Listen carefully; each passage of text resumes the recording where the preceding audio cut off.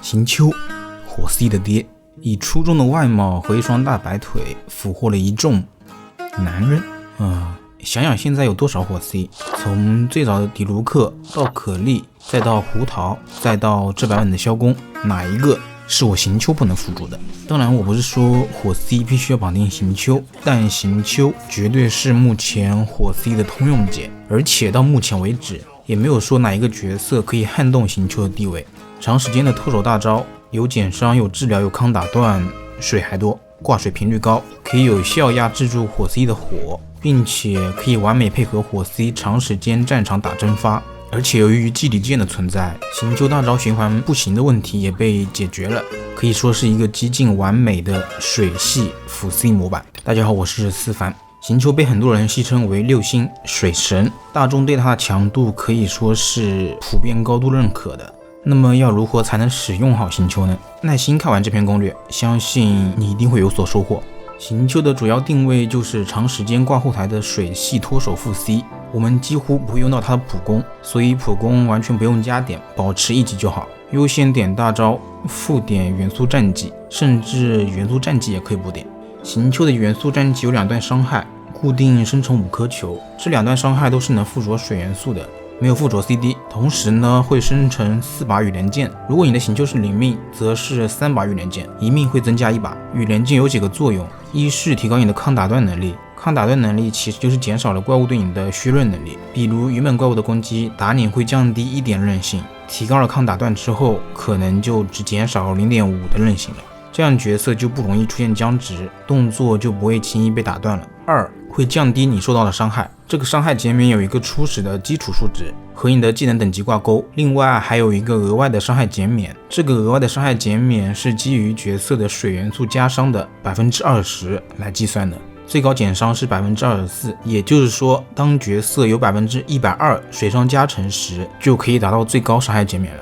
这么看，行秋固有天赋5提高 20% 的水伤加成也不是没有道理的。水伤杯 46.6% 的水伤，水套 15% 水伤，加上天赋 20% 水伤，一般情况下行秋的水伤加成是在 80% 多，额外伤害减免 16%， 加上基础减伤 20% 多，行秋给角色提供的减伤就有 40% 多了，将近有一半了，效果还是很显著的。这里顺便提一嘴，原神的减伤计算还是很直接的，原本1000的伤害有了 40% 的减伤，那伤害就只有600了，而且这个减伤是可以叠加的，比如北斗和行秋。所以如果我们通过某种途径能达到100%的减伤，那就是无敌的超级赛亚人了。羽连剑的持续时间是15秒，但这并不是绝对的，每受到1次伤害，羽连剑就会破碎一把，当4把羽连剑全部消失时，提供的抗打断和减伤效果就会消失了。不过减伤和抗打断的效果和羽连剑的数量是没有关系的，它只和羽连剑存不存在有关系。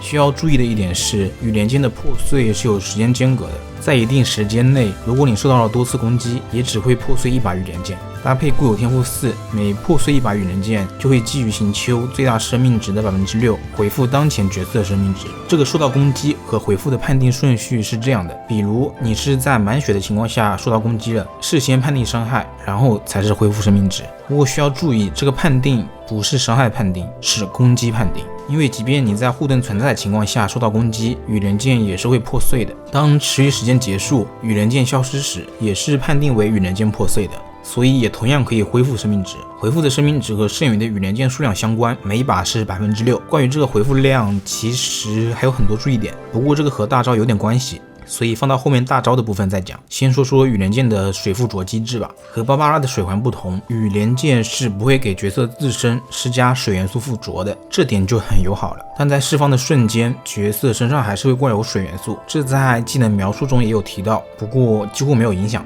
同时羽连剑本身是可以给怪物施加水元素附着的，这点和芭芭拉的水环类似。羽连剑的水附着频率还可以，但范围着实不大，需要我们警惕着怪物才行，实用性一般。对于远程角色来说，像是萧公，这个水附着就基本上是没什么作用了。行秋的元素爆发同样会生成最大数量的羽连剑，0命是3把，1命则是4把。这4把羽连剑和元素战技的相比，看起来更大，特效也更华丽一些，并且元素战技羽连剑拥有的效果减伤、抗打断、治疗这些大招的羽连剑都有，只不过大招生成的羽连剑是不会破碎的，所以在受到攻击后并不会治疗角色。但同样，在持续时间结束时，羽连剑是被判定为破碎的，所以也是可以治疗角色的，治疗量是一样的。这里有一个很有意思的现象，上面我们只是单独说了大招的情况，现在我们谈谈元素战绩和大招共存的情况。首先明确一点，大招的羽连剑会覆盖元素战绩的羽连剑，两者不会共存。这里并不是说元素战绩的羽连剑只是视觉上看不见了，而是真的消失了，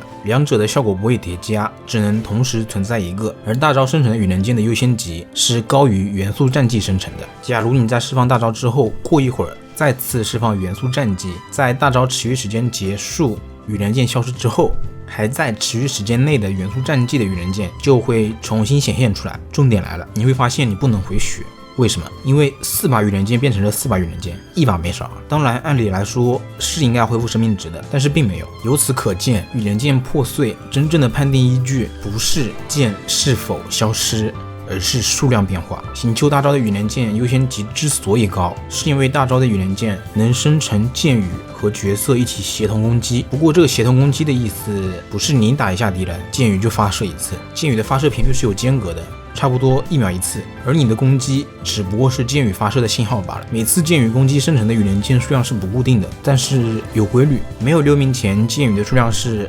2323，解锁了6命之后，醒秋的剑羽数量就会得到飞升，每2次剑羽就会强化下一次剑羽攻击，变成235，伤害和挂水频率得到进一步增强，而且每次强化剑羽命中都能给3点能量。醒秋大招持续15秒，2命能延长3秒，18秒的时间里，我们起码能打出4到5次强化剑羽，那就是12或者是15点能量。醒秋大招80能量，虽然这3点能量不吃元素充能效率加成，但有一说一，要是吃了还得了，这命座很香，可惜是6命。关于醒秋剑羽的水附着是遵循元素附着机制的，不清楚元素附着机制的可以看我消攻的攻略，里面有简单讲解过，当然也可以看其他 UP 的。由于每次攻击的剑羽是有数量的，最少2把，且每把剑羽都视为一次独立的攻击，依据每2次攻击就1次水附着的机制，所以每次剑羽的攻击里总能有那么1-2把是可以附着水元素的。另一种意义上的剑附着，这是其他任何角色都做不到的，即便是香菱，它的大招频率也没有那么高，在现有的角色池里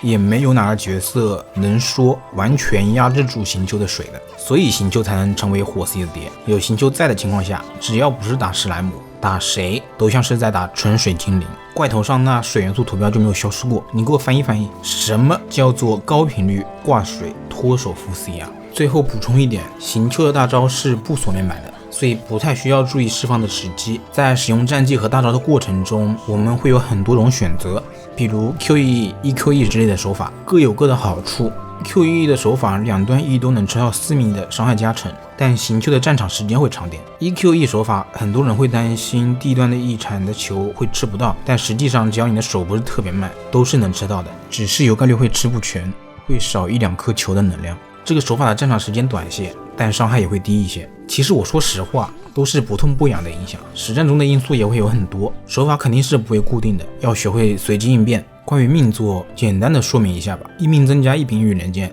没什么大用，就是增加了治疗量。2命除了延长大招3秒的时间，还能削减受到剑羽攻击的敌人的 15% 的选素抗性，减抗就是好命座。4命这个命座就很离谱了，乍一看它只是增加了大招存在情况下元素战绩 50% 的伤害，但这 50% 的伤害加成居然是独立成区的，所以是不会稀释的。要知道没有哪个角色的命座是有这待遇的，醒秋它是唯一一个，我真怀疑是程序员写代码的时候偷懒了。6命前面说过了，就不细谈了。总之醒秋的命座从2到6命的提升都是实打实的，特别是6命吧，提升很大。4命能解锁醒秋新玩法打核爆。我突然想到，好巧不巧的是，醒秋的元素战绩2段攻击都是能附着水元素的，这么一看，这个4命倒像是蓄谋已久，看来是我太年轻了。关于醒秋的武器选择，最佳当然是祭礼剑。祭礼剑能帮助醒秋打出2次的元素战绩，10颗球加200的充能，那就是60点能量了，大幅缓解了醒秋大招的充能压力，可以稳定保持循环。不过由于醒秋的元素战绩是21秒 CD， 而祭礼剑也是有触发 CD 要求的，所以祭礼剑起起码要达到金4的程度，才能完美保证大招循环。趁这个机会，我也讲讲祭礼系列武器重置战绩的机制。我们知道，在元素战绩造成伤害时，祭礼武器就有概率能重置战绩的 CD。需要注意的是，这个伤害是会判定多次的，就像行秋的战绩有2段伤害，那么祭礼剑就会判定2次，第1段伤害没重置，第2段伤害就会再判定1次。迪奥娜的猫爪也是这个道理，长按5个猫爪，每个猫爪命中敌人时都会进行1次判定，有多个敌人时也是一样。当行秋元素战绩同时打中2个敌人时，每段伤害都会进行1次判定，2个敌人是4次，3个敌人就是6次，打到的敌人越多，判定的次数越多，重置的几率也就越高。有一个最简单的佐证方法，就是打水史莱姆。行秋的元素战绩是水元素伤害，史莱姆是水免疫的，你打它是造成不了伤害的，所以你用祭礼剑不论打它几次都不可能会重置元素战绩 CD。 所以使用祭礼系列武器时，我们不仅要注意 CD， 还要注意使用的手法。当然我们也要注意这个重置 CD 的效果只有在角色战场时才能生效，后台是不能触发的。除了祭礼剑之外，如果你的行秋圣遗物足够好，你认为自己的行秋的充能压力不是很大，那么你也可以选择别的高伤害武器，比如新出的爆伤剑、绿剑等。圣遗物有2种选择，一种当然就是传统的2水2宗室，还有一种就是新出的绝缘套。绝缘套适合绝大部分依赖大招效果的缺少充能的副 C， 像是北斗香菱也都可以换成这套，并且提升都还不错，比传统的2+2要来的好一点。至于到底选择哪种，我的建议是，已经有一套2+2的没必要去强刷绝缘套，因为提升的强度和刷的难度不成正比，投入和回报不成正比。不过我想大家应该也都在刷雷神的圣遗物，所以能顺手刷一套的话岂不美哉。关于行秋的队伍推荐，行秋的就业我觉得是不难的，只要你有火 C， 那行秋就有一席之地，练起来绝对不亏。要是像以前的我一样，一个火 C 也没有，也不玩国家队的，那可能行秋确实没啥必要练，有弄队也不依赖行秋。至于魔王武装，以现在的眼光来看的话，我认为这并不是一个成功的搭配。当初可能是因为公子 BOSS 的水雷形态而取了这个名字，但只要北斗的充能1天得不到解决，那么这个配对就1天起不来。绑定菲希尔双雷当然能解决充能的问题，但上限就不高了。当然我没有贬低这个配对的意思，只不过相比现在已经成型的队伍，胡星中、莫甘温、万达国际这些，魔王武装还是差点意思，稍微扯得有点远了。总之行秋是值得练的，是否练一个角色也是根据自己的 box 来决定的。没有火 C 确实可以不练，但我说句实话，提瓦特有7种元素，每种元素是各司其职的，都有其特点，而火就是输出的代名词，这点在机关奇谭里其实也体现得蛮明显的。蒸发融化也都和火有关系，所以火 C 其实我个人建议是必须要有一个的。我以前也没有火 C， 所以我就把萧公抽出来了，而且提前练了行秋。总之呢，行秋和火的相性非常高，未来如果有不依赖大招的兵 C 出现，和行秋配合打涌动也是可行的。目前的话，行秋的配对就一句话，行秋加火 C， 其他2个角色缺什么补什么就可以了。最后，行秋说到底他也是个男人，虽然长相偏中性，还露着双大白腿，满足了不少拥有特殊癖好的旅行者的口味，那他也是个男人，人不能，至少不应该。不想当废云上会公子的古华版传人不是一个好的新小说作家，而行秋他是。那么以上就是本期攻略的全部内容了，如果觉得有帮助到你，还请点个赞点个3连，当然关注是最好的了。我是思凡，我们下期再见。